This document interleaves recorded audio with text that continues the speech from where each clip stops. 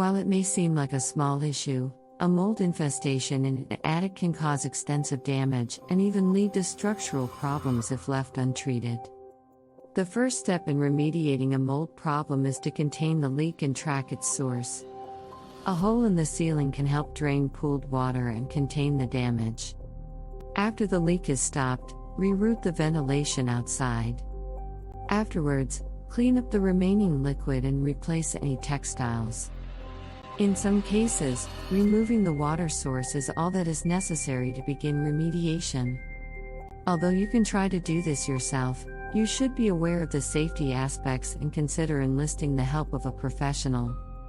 If the mold problem is severe, your homeowner's insurance company may not cover the cost of repairing the affected areas.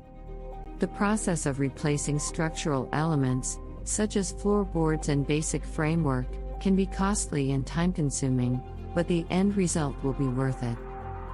Once the problem is identified, it is time to tackle remediation. If you can't find the source of the water damage, contact an insurance agent. A good professional will provide you with a quote and help you make the necessary repairs. Your insurance company will most likely cover the costs associated with the mold infestation, as it is a symptom of a larger problem. If the problem is small and you can fix it yourself, it's worth it. The amount of mold in the attic will vary, and the cost of remediation will depend on the square footage of the affected area. If the leak was discovered earlier, you may only need minor mold removal and repair, and the cost will be lower. Alternatively, you can call in a professional to perform the remediation. This service may be required for more extensive issues. If the mold is large, you may need to have it professionally removed. The initial steps in remediation for a water-damaged attic involve assessment of the damage. The water can enter the attic from a leaky roof or a burst pipe. The first step in remediation is to take note of the extent of the water damage. A small dark spot in woodwork can be misleading, as the wood may be rotten. As soon as you've seen this, contact a professional for the proper mold removal and remediation. The first step in mold remediation is to assess the extent of the water damage. You can do this by removing any damaged insulation or assessing the source of the water. For example, if the water was from a leaky roof, you should have it fixed immediately. Then, if it is a result of water damage, you can clean up the area.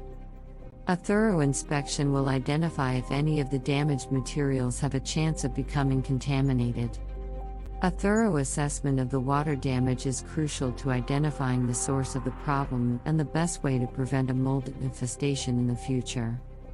It is essential to check all areas of the house thoroughly and inspect all areas of the attic for signs of water damage and mold. If the attic is damaged by a leak, it can be very difficult to prevent the growth of mold.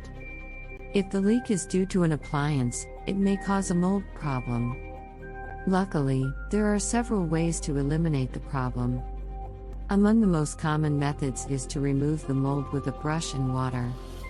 If you can remove the mold by yourself, you can try a few home remedies first.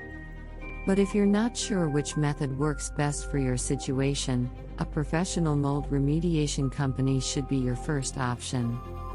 The most important part is to be aware of the cause of the water damage and determine the best way to deal with it. A thorough inspection of the attic will help identify the source of the problem. You should also look for leaks and blocked vents. During the inspection, you should also look for discolorations and raised shingles. Seal the attic's holes and avoid stuffing it with things. If you have a home inspector, it is important to get the attic inspected. Remember, the sooner you report the problem, the more likely the mold will be removed.